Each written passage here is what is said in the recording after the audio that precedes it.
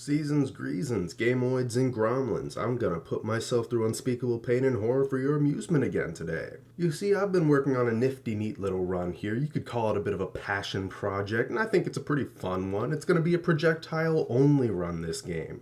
Guns and craftable items are, in my opinion, the best and most consistent way to deal damage most times. Crafting items and using guns often deals with most early and mid-game bosses pretty handily, so I want to see how well a run of only projectiles can go. That means no melee weapons equipped or dealing damage with attacks if we can help it, no melee damage skills, but very specifically ranged skills are allowed. There are going to be moments where making melee weapon attacks are outside of our control. Certain status effects like Charm, Confusion, and Enraged will force us to make those weapon attacks. However, just because we can't control our party members doesn't mean that we are going to stop playing. That's going to be very important regarding a couple party members we get later on, but we are only going to rely solely on items and ranged options. That is going to be the crux of the run, and to make this tougher, we are going to play on the 1.8 beta hard mode version as it currently stands. Hard mode is a good way to take this challenge to the next level, but it's not the only difficulty adjustment at play. Our goal this time will be to kill every boss enemy in every apartment/zone without running out of bullets first. That means for the first stretch of our game, until we get our first gun after Lee, we won't have anything we can use but the dishes in Vincent's room. Except, what if there was something on your person that you could throw from the start of the game? Hey, Vsauce, Michael here, and we have something that's a part of us that we can throw at any time we want. That means that our Sam will be able to defend himself as early as day one. You may ask, what is this magical part of your body that you can throw? And I'll tell you, viewers, it's your voice. Seriously though, Screamatorium is one of 4 starting video games in the house and holds the key to starting the run.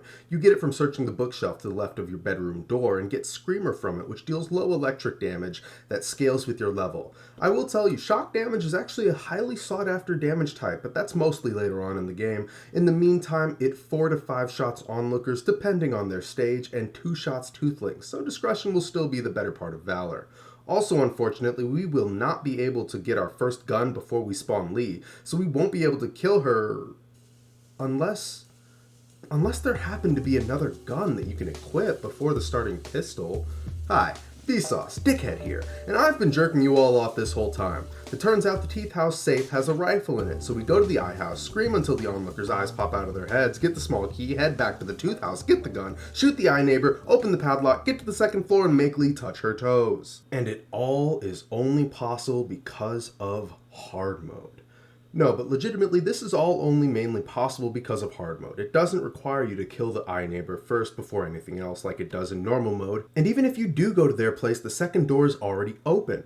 Getting the key is as easy as looping the onlookers and the toothlings about and getting to the safe, and in doing so, you guarantee that you already have your first party member and second gun by day 2. And by easy, I mean that I died multiple times, forgot to record acquiring Lee the first time, died several more times, and then I finally got the run started. Now I may not think that Grinning Beast is very good, but Lee is fantastic. She's basically Philippe with actual stats, and now that we have Lee, our run can finally begin in earnest. So we start by picking off the easy bosses and preparing to collect our next party member. Having 3 bodies will be infinitely more useful than 2, and we've already got our third gun from Filthy Frank's apartment, so we've got plenty of variety at hand. That said, hard mode is kind of a bastard game mode in a way that I wasn't actually prepared for. This is actually my first time running all the way through it, so I wasn't ready for Joel to run me for 8 toothpastes before he decided that living in a sustained household was better than living in hell. Go figure! So before we go and recruit Joel, we need to do a little bit more prep work. In the meantime, we smoked my cousin Vinny and then went out of our way to not only set up Baby Teeth, but kill the new Tooth Fairy enemy exclusive to the hard mode difficulty also in the Teeth House. Baby Teeth is never too much to handle. Even on hard mode, she still blinds herself turn 1 to let you set up and pulverize her on the second turn. So it was pretty easy and we beat her before her first tantrum. After that, we have a nasty close encounter with the Rat King and barely escape to the Rat Baby's room with our lives. I guess there's technically sort of a boss fight here. They added more rats and there are 2 unique rat enemies in the Rat Baby's room, but they're still just rats. They go down just as easy as you'd expect, and I'm left feeling much like how Sam reacts to the Rat Baby itself, because I'm not quite sure what I expected. By this point in the run, we've got enough toothpaste, so we pop on over to Joel's place again, bring him back up to the house to save, and we get to crafting. We have a few things that we're going to need for specific fights, and luckily the few starting houses give us just what we need for them. The gasoline from Aurelius's room and the cloth from Vincent set us up with a cheeky firebomb, and then the whiskey from Winston's room as well makes for a tidy Molotov with the second piece of cloth. We've got some vinegar from Joel's house, and mixing that with the Purocare from Lyle's makes for one of the best items in the game, an acid flask. Outfitted with the best, our next move is getting Joel up to snuff. He is still a child, so he can't really use firearms, but we will get some options for him later. For now, he's stuck using items until then. We get some easy fights to start leveling him up. We run through Tumor Fred pretty easily, but he's always been a pitiful fight. Shadow the Fred Hog is next, and is just the same, a pretty easy fight. Then we take care of Jerry Perp Frank in the refrigerator, and get caught by a ribcage salad in the plant apartment, so we feed it a Molotov cocktail. Finally, there's the Big Eye Bonzo in Vincent's apartment's bathroom, and all of the amassed exploration XP finally gets Joel to level 5, so he can finally learn Teeth Cannon. The next two bosses on the chopping block, now that Joel is a real character who can help us, are going to be Edwin and Pom Pom.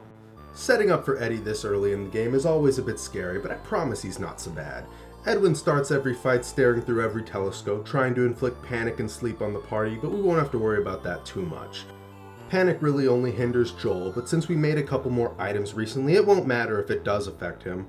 Thankfully, Joel was the only one unaffected by panic this time. His scariest attacks are stomping around with numerous legs because they hit multiple times and can inflict stun, and we have to watch out for his special move that comes after his eyes see stars. The turn after that announcement will end with Edwin using Astral Vision, which does a decent amount of corruption damage to the full party, but most importantly, has very high odds of confusion. Joel does go down right after his eyes fill with stars, but fortunately we are able to end the fight right before Astral Vision goes off. All told, it only took us 2 tries, although it is sad that Joel missed out on the XP. Moving from Edwin, we enter the Frozen apartment to take on an easier boss. Pom Pom is very similar to Edwin in that he's got that one ability that just fucks. Don't get me wrong though, everything else he does still hurts, but they are mostly manageable options. Normally you'd kill the other enemies here to get some scarves, mittens, and hats before fighting Pom Pom, but since we have limited resources, we just have to go straight for it. We did end up getting screwed and killing Balaclava, so we got some scarves and mittens, and we put a hoodie onto Joel, but Pom Pom's special attack Deep Cold still has around a 70% chance to freeze. He didn't use it. We ended up getting insanely lucky with our first fight against Pom Pom. Even if it wouldn't deal much damage, Freeze is such a debilitating debuff. Not only does it halt your turn, but it also reduces armor like Acid does. I honestly hate that we don't get access to it, but what are you gonna do? Instead, Pom Pom attacked basically for the first 2 turns, and then on the 3rd turn used Frigid Breath instead of Deep Cold. Like I said, insane luck. The basic version, Frigid Breath, deals half as much damage as Deep Cold does, and has a much lower freeze chance compared to it. In Frankie's shoes, personally, I'd say make Deep Cold a guaranteed first turn attack on hard mode, if not on normal mode as well. After Palms, the only thing left on floor 3 is Taxidermy, but we are in no way ready for that, as we are right now. Instead, we can start tackling floor 1. I always like to take on the tougher bosses first, because those are the ones that reset the run most often. Although for whatever reason, the Rat King was just avoiding me like the plague, so instead of hitting him, we go to Fred Taker's house and hit him with some paint remover instead. My only complaint for this fight is that it takes so long to get the actual fight started. Like, don't get me wrong, I'm glad that Frankie fixed his damage rollover so that it's an actual fight now. I just wish that the first half felt like a fight too. I'm not saying it needs to be as tough as Taxidermy, but if the first phase was comparable to the second phase, I wouldn't mind it. I mean, both sides of the fight take about as long as each other anyway. There could even be a phase transition, where if you deal enough damage in one burst in the first phase, he just transitions immediately and drops the whole act altogether. Maybe you could even make him harder. Either way, Joel dies again, and we have got to do something about that soon because he desperately needs the EXP the most. We revive Joel with Bright Fred, which is something I didn't know that you could do, and open Pom Pom's present from the apartment to get some surprisingly good headgear in a colander and saucepan, 2 items that I also didn't know existed in the game. And then we hunt down a rat, or to be more accurate, we let the rat come to us. The Rat King is such a cool fight. I have no notes on it whatsoever. He was already one of the coolest fights in the game, and now he's just even more sick with the kneel and the worthy thing to get the crown. I love a random patrol boss lumbering in any video game, especially I love becoming strong enough to finally knock them down a peg. The Rat King was already an incredibly tough fight, and now when you have to take that unavoidable damage to get his crown at the end of it, it just makes it even harder. Risking that chance of charm on your party as well as getting that acid debuff for his already insanely damaging attacks, it makes him so much crazier. His basic attacks rip. He has tons of HP, so he frequently sets up for his super move, which is 4 random swipes with high bleed chance on each. These all deal piercing and slashing damage respectively, so they're not impossible to prepare for, but we certainly didn't in this run. Since he's weak to fire damage, we did buy the 6 Molotovs from Eugene, and we have Joel on light up duty. Other than that, it's just up to Lee and Sam to hopefully take aggro and pump him full of lead. We get a super lucky visit from the Curio gal right after Rat King, and we pick up the gloves for more gun damage, I mean. We also grab the Circlet of Reason for anti-confusion and the Eye Amulet for more crit for Lee. And then finally, our hero arrives, fashionably late and right on time. Oh, it's a run! It's a fucking run! It's a goddamn run! It's a goddamn motherfucking run! It's a motherfucking goddamn. Bitch, you're on the team. You're on the fucking team. Level 1, you hate to see. That slingshot now almost deals as much damage as a motherfucking pistol. We love to see it. Holy shit, she's level 1 and she's like the exact same attack as fucking God. What a funny game this is. What a funny game indeed. Our first fight was Sophie, and it will be another floor 1 boss fight, because nothing introduces gang to the hardships of the world better than alien-made horrors beyond our mortal comprehension. We take on the last boss of floor 1, the Crimson Bloom, and I don't have anything to say about this guy. He's never been that interesting to me. His design is sick, don't get me wrong, but he's kind of a nothing burger. He really only does 2 things. I think Ralphlesia is a much better name, like the spelled name Ralph, R-A-L-P-H, and then the name of the plant Rafflesia, but I feel like then you'd have to give them more lore, so it's probably fine as is. This is a fight I usually don't think about very much. It's not a hard-hitting boss. You usually just use slashing weapons and Molotovs, and he goes down fast. However, it does take half damage from bullets and a quarter damage from piercing, so the Crimson Bloom is surprisingly healthy for our exact run, making him a surprisingly tough boss. We get some rough losses here. With floor 1 now complete, it's time that we enter the mid-game in earnest. The ground floor will introduce plenty of hardship to the run. I wasn't entirely looking forward to Mr. Henderson's apartment when I was planning this run, and I still ain't looking forward to it now that I'm editing it, because it's just kind of hell. Still, this opens up a lot of major items. We get a few more Molotov ingredients, and the lockpicks and some healing items from Mutts do help a lot. And then we do some item collection in the rat hole for some cheeses, open the rest of the safes in the apartment complex, and set up Rafta and Nestor. You know, the regular busybody stuff. When we finally set the patchwork equipment for Joel, we can get back to the mainline stuff. We get a very lucky gun trader door encounter that refills our rifle ammo, and then we craft a few extra firebombs, which we will desperately need.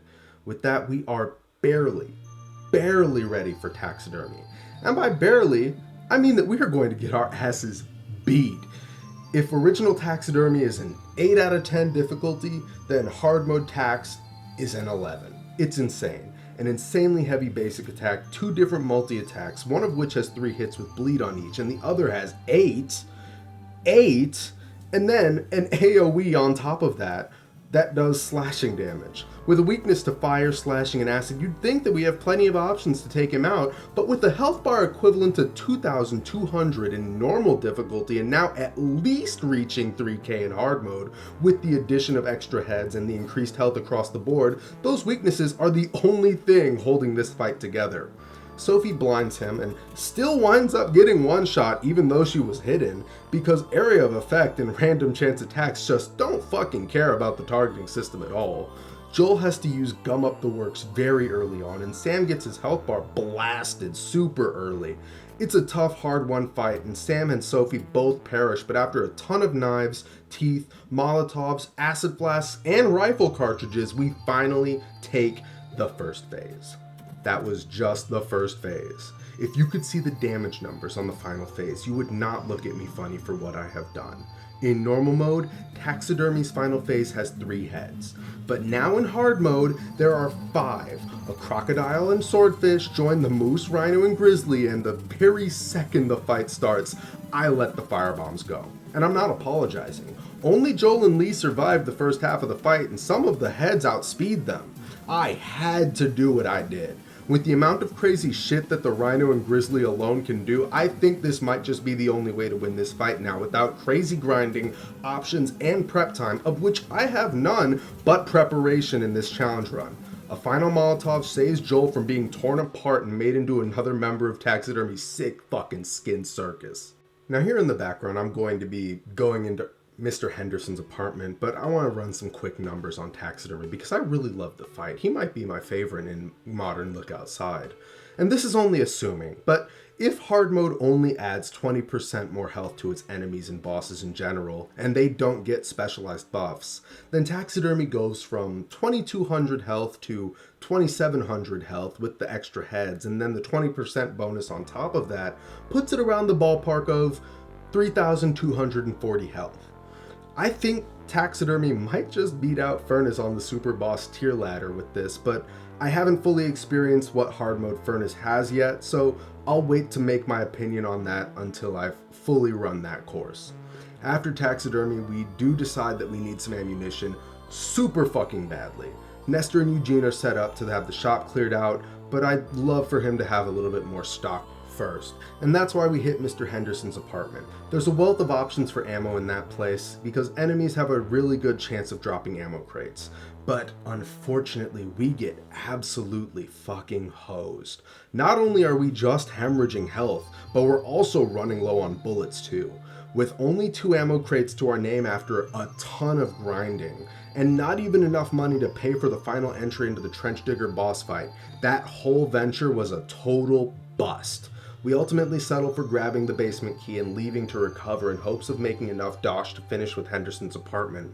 And also, the heavy armored enemy was kind of tough this time around. Like, I agreed with Cheeseman in that he needed a buff, but like, he straight up didn't want to die in this run, and he hurt like a motherfucker too. As we take a break and recoup from our losses, we do get a cute rare door encounter with Sophie and her mother, Harriet's reunion. Very wholesome. Lovely stuff.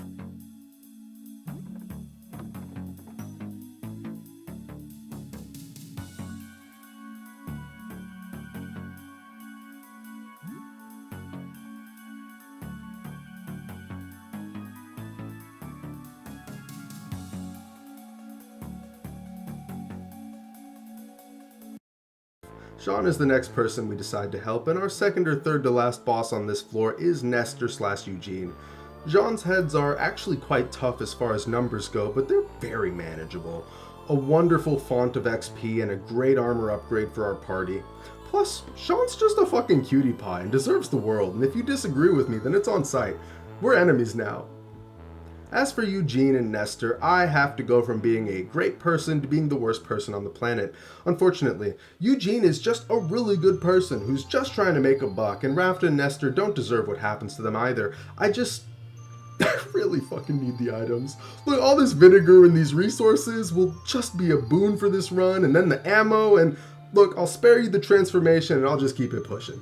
Strangely enough, Trench Digger gave us no trouble this time around. We got a little close to death with Sophie, but that's to be expected really, she's a child. With appropriate ballistic defense, this fight is fairly simple. We're all left a little below half health, but for the mid-game capstone boss, I expect nothing less. With Trench Digger wrapped up, that means we can now go to the endgame content. The basement proves immediately that it is no joke. Guys, I won't lie to you. Antoine is nuts. He was already nuts. I mean, look at his fucking room. But like the first thing he does fresh out of the gate is hot a fat loogie on Lee. No crit, 150 damage. What the fuck? I make Sophie hide turn 1. Antoine grabs her by her hair, punches her in the stomach. Hyde drastically reduces her targeting rate and heavily increases her already insane evasion rate. So what the fuck? Then he drops kicks Sophie's head off more than max HP. What the fuck? At this point, I'm clocked the fuck out of the fight and I'm just downloading data. He knocks Lee out next, and then he breaks Sam's spine and paralyzes him like Bane did Batman before putting him to sleep with a sleeper hold and then panicking him by gazing with many eyes. He counterattacks Joel's marble for about 60 damage and then spits on him to finish him off before turning back to Sam, who's still putting his spinal discs back together, makes him bite the curb, grab his ankles, and just start stomping. I feel like I'm in a J Daddy video watching this fucking fight back. It is brutal and surgical the way he dismantles the party, and I am left dumbstruck. And that's where I left off. I had to take a break. I walked away. From this point on, the script was actually up to date with how I was playing, so you're catching real-time thoughts and feelings. And I got a fucking thing to say about Antoine when I come back up to him, because he's got me all the way fucked up. I am currently plotting his fucking downfall. So instead of going straight for Antoine and the Arthro apartment that's across from him, we're just going into the sewers. First things first, we crack open an ammo loot box we picked up from Trench Digger and we get a load of rifle bullets, which is just what we needed. We loot up the basement and whatever we can of the Arthur apartment in Antoine's one room, sell some band-aids to Hungry Steven because he's, you know, the homie, and then we forget that we haven't yet killed the crawling hand. So in handling that as we're on our way to sell some stuff to Mutz, we're essentially killing two birds with one stone. I mean, we'd be fools not to. At Mutz, we can finally get one of our two endgame weapons for Sam, the crossbow and all the assorted bolts included. It has the same basic attack damage as the custom pistol from Eugene, but way more varietal power and explosive acid and incendiary bolts. These all are going to be useful in very specific fights, as well as one other weapon that we'll get pretty soon into the basement. For now though, this will carry us through much of the sewers in the basement. I was genuinely terrified of the Boiler Beast after our last encounter with him in the previous challenge run. He and the Enforcer are way stronger than I remember them both being, so I did try to give them both a wide berth as I went about my way. The Sewage Beast was hardly an issue, but as soon as I stepped out of the room, there stood good old Boily. And see, Mama didn't raise no bitch, but she did encourage a bitch to be realistic, so I realistically squared the fuck up. He's basically Furnace 0.5, so this will be a great litmus test for our strength in regards to that fight, and let me tell you, I was not ready like I thought. Gore Vortex rips. Frame 1, start nearly wrecked the party. We still had our pistol on Sam in this fight, and the 13 bullets in the magazine were all I had left, so they would just have to do. Everybody started the fight panicked and half health, so we're already off to the rockiest of starts. One of our only 2 healing sprays gets used up to bring us back into the fight, but I'll admit, I should have made Sophie use it to maximize damage. We have Joel use some of our precious silver dust in what might be the most brilliant brain-expanding move of my life, but internally I was so upset with myself for caving. The stuff makes for great self-fodder, but it turned out that blinding the beastie saved our lives several times over. Boiler Beast will siphon health every other turn or so from one of your party members, and the blind prevents him from doing that several times. We make a mistake throwing a Molotov cocktail at him, but in my defense, I've never done it before, so I didn't know that he was immune to fire damage. Another Gore Vortex comes out and he ends up missing Sophie and Joel, so yet another benefit to the blind status effect. And honestly, Sophie might just be one of the best party members for hard mode because you get blind really early on, and it's so much more reliable to have her be the one to inflict it instead of wasting your cell fodder on it like the Granny's Ashes and the Silver Dust. That stuff is way more useful and it only costs 2 stamina, so you might as well just have Sophie do it. What started out as a terrifying prospect turned into a surprisingly easy and structured encounter, and I couldn't be more pleased with how it turned out. We slapped the crossbow onto Sam to replace the custom handgun now that that's out of ammo, and then we go collect Tickle. Always a very useful addition to the party, and now that I'm thinking about it, I don't think I used his abilities even once, so he was kind of just an additional handicap accidentally. Oops! Enforcer does finally pull up on us, and we see just how many burning objects it takes to get him to stop moving. Let's count. 1, 2, 3, Lee, 4. Good job, guys. Night falls as we make it to the squatter camp finally, and we need to make our way back home to save, but not before a very close encounter with an entity. Naturally, I think we're hot shit, so I stance up, but after it paralyzes Lee and Joel, eats Joel, and then batters Sam without an inch of his life, I decide that discretion is still the better part of valor and run to the apartment with my tail tucked firmly yet comfortably between my legs. We get yet another insanely lucky door encounter with the wandering general trader who stops by with a payload of SMG and rifle bullets, so we stock up on both, as well as some more Molotovs and an extra explosive. An insane haul. We also used to sell some more items that have run out of use, like soap and toothpaste. I mean, who needs those? A bit of the morning gets dedicated to crafting more supplies for the fungal lair when we get yet another really interesting door encounter. A door encounter that I have been waiting for to arrive. Zarya and Monty, because Mosh Pit and Monty's concoctions would make this run go to the moon. Unfortunately, we open the door up and it just turns out to be Guillaume, so we put him down. Auguste of the Arthur apartment is supposedly the boss of the place, and I gotta say, Frankie, are you sure? Are you sure it wasn't Clyde? Because I really wish it was Clyde. I mean, Clyde has so much sauce, so much aura. I mean, look at this dude. You're telling me that you don't hear boss music when he pulls up? You're trying to tell me, Frankie, you're trying to tell me that I don't want to run from this guy? I want to run from this guy. This motherfucker looks like he runs Detroit. 2 knives and an SMG? Are you joking? Normally, you want to close the gap with a melee gun user, but this guy's got the fucking options covered. He's controlling the neutral. There is no approach option. I can't optimize against this. And then on the other side of the bug spectrum, this motherfucker Antoine still kicked Sophie's head clean the fuck off. He did 2 attacks for 96 damage total, and he had the audacity to not die off in the first round. And then when his wings come out to end that same round, he kicks Sam so hard his fucking body explodes. I should honestly count myself lucky that he just used the many-eyed gaze, cause I don't know what the fuck I would have done if he killed Joel or Lee after that. When Antoine finally decides to stop moving, we pick up our party members and make our way to the fungal lair, which we forgot to record. Enjoy 30 seconds of Sam picking up mushrooms in the Spore Mother's lair. I got nothing to say about it. The mushroom place isn't too bad, the puzzles are nice, the bait and switch is fun, the fights aren't too hard. Joel did get one-shot by the fungal guardian because I forgot that it can use Impale, which has a chance to one-shot a target, but like that was the only interesting part about the whole affair. We dumped like all of our Molotovs into the Spore Mother because nothing after this place is really weak to fire and it won't matter. Quick Trip to the Quick Trip sees us destroy Centifingers and we make short work of the planet puzzles to get the SMG in the security room. This will be Sam's best weapon for the endgame and is why we bought all those SMG bullets earlier. It's a fantastic gun and will really show its worth later, and I urge you to trust me on that. Something insanely funny and ironic happens in the Panopticon fight. It started out fairly regular. Panopticon isn't meant to be a difficult fight, and he's technically not even the real boss of his own room. But then he does something really funny and he confuses Lee, and I was reminded briefly of my own words from the start of the run. Just because we can't control our party members doesn't mean that we are going to stop. Like Apollo coming down from the heavens to grant me the gift of prophecy, I spoke it into existence and sealed my own fate. And apparently the poor guy was on his last legs because Lee cleaned his fucking clock with the butt end of a rifle. And I was put into a conundrum.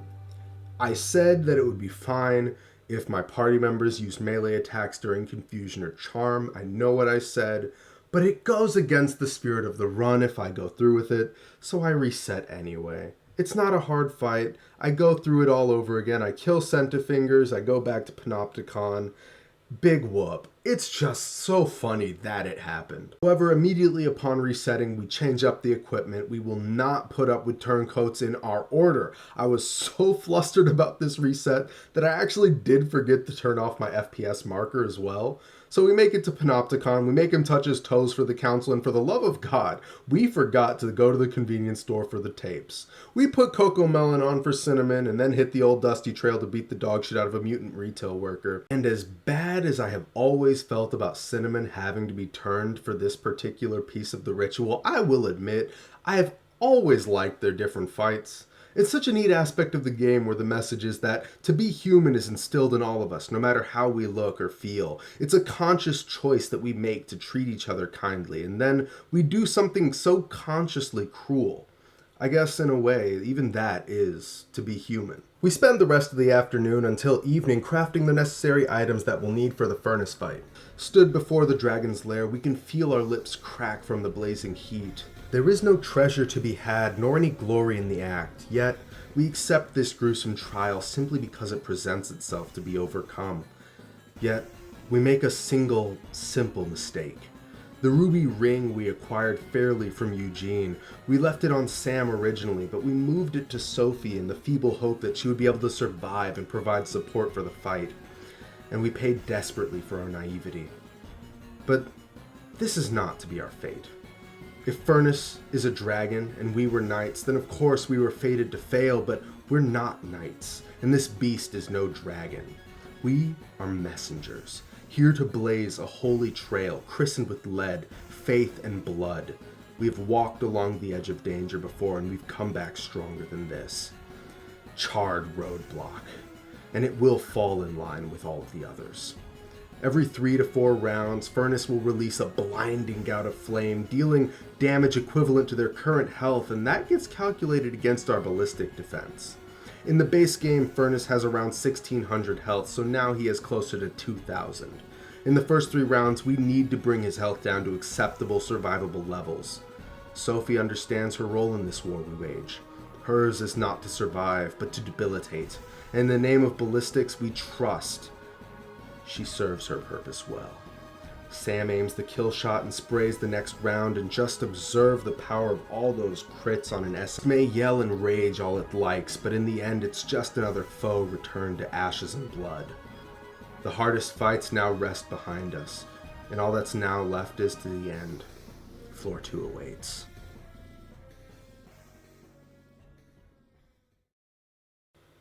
Except not really, because what the fuck did Frankie do to the elevator freak actually? This guy took Lee, Joel, and Sophie out behind the barn and didn't do it humanely. I had to use a fucking elixir. Now, don't get me wrong, the health boost, totally warranted. I get it. The damage boost? What did I do to deserve that? You tell me. We didn't even have that many bosses left to begin with. I walked past Hell Ride so that we could prepare a little bit beforehand, and because of this freakazoid, we have to go back to the whole apartment before coming back to the Garbage Worm. Mind you, didn't even really pose a threat. Garbage Worm allowed me to set up Killshot, to hide Sophie. I can spam Teeth Storm and Cannon, the works. Either Garbage Worm needs a slight buff, Elevator Freak needs to figure it the fuck out. I'll say this moving into Typewriter, he ain't a hard boss, but damn if he doesn't live like a writer. Tea set on the living room table, unfinished manuscripts everywhere, a whiskey bottle next to the typewriter, that's so fucking real. Frankie really got me when he did that one. The only part I don't agree with is the $80 in his wallet on the table. I don't think I've ever had that much money in my wallet for any stretch of time.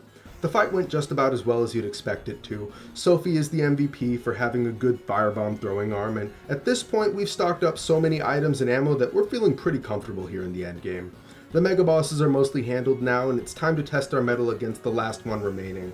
We get the acid sprayer from the janitor's closet and step up to Hellride. Hopefully he can give us one last thrill before the end comes. And unfortunately, he just doesn't. My exact fears came to light with this Hellride fight. I think he may need another phase before the end, or a buff to his numbers or something, because his other phases just aren't doing it anymore.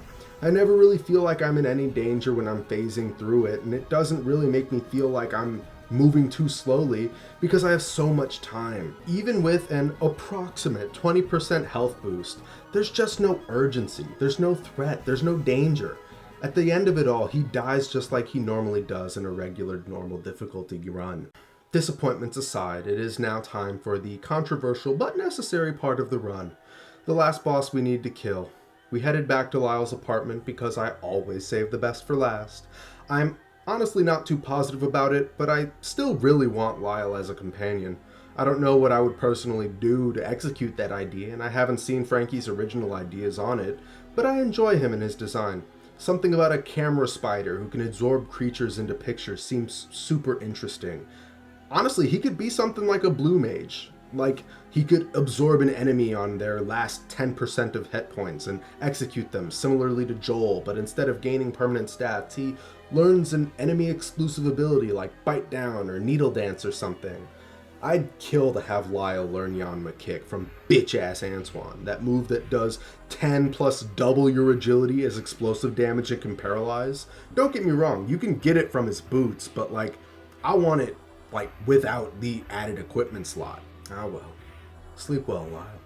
Maybe in the future you can play a bigger role in one of our stories. Anyway, we're on to our last two fights, and the world was truly not ready for our lead crusade. Even at its most difficult, Look Outside could not hold us back. I will admit the Chaos Quartet on hard mode was a good skill check. I was engaged and on my toes the whole time through, even with the handicap of a limited move pool. I admittedly did forget to swap Lee's acid sprayer back out for Henderson's war rifle, but the constant acid debuff did make Joel's constant teeth storming quite effective. I understand that they're not meant to be a filler fight, but the Chaos Quartet could stand to be a little bit stronger, I feel. If not stronger, then maybe they get 4 unique actions. 1 or 2 hostile ones, a debuff, and then a support one. Let them have a rotating heavy single target that does some form of crushing, slashing, or piercing damage. An okay AoE attack. I mean, they already have Black Hole, so that works. A debuff that inflicts random statuses, and a buff for themselves for like attack, defense, evasion, or agility on rotation. I have no problems with how the Mobius Strip Gods fight is. Biblically accurate dorks are a great fight all around. I love the symbology. I adore how they're fighting themselves the whole time through, and I also noticed that by now we're dealing insane amounts of damage. Like, Lee is hitting for around 250 crits, and her ballistics wasn't even as high as it could have gone. Joel is constantly hitting around 300 damage, which is crazy because he hasn't eaten anything this whole run. That's just off of the strength of his base health alone. And Sam's matching Lee's damage output with killshot and explosive bolts the whole time. Sophie is doing her part, providing support with blinding and items where she can, and the fight goes about as smoothly as you'd like it to. I think the couple ways I could make this run tougher for another run through is to ban ranged abilities outright and items as well, maybe? Just using guns sounds incredibly hard, especially since hard mode limits how much ammo you find even further than the game does in its regular modes. Ammo crate RNG is also a super huge factor, and were it not for items, I don't think I would have been able to complete this run, so God help whoever wants to try and take on that challenge in my stead, because I sure won't. As for how I feel about the guns in the game, they're all insanely strong. I didn't used to be a guns are the strongest weapon in the game truther before now, but seeing the damage a war rifle crit build can dish out, or a killshot SMG spray and prey burst, or any of the crossbow's available options, well, let's just say I'm never getting the chainsaw again, gang. As for my next challenge, I'm not honestly too sure what I'll do next. I did plan on doing a Grinning Beast solo run on hard mode, but I am sure that I would hate that now. I could change in the files of the game and make it so that Grinning Beast confusion either doesn't happen at all anymore or only happens at like a 25 or like 33% chance. But that honestly seems like it defeats the purpose of the run, and I didn't enjoy the run in the first place, so I just won't be doing it. And I think that's fair to me. Either way, we have finished this run, and I enjoyed it a lot. If you enjoyed the video, the best way to show me is to give me a comment, give me an idea for the next run, or tell me how much my breath stinks. I don't know, that's up to you. Either way, I hope you have an amazing day, and thank you for watching.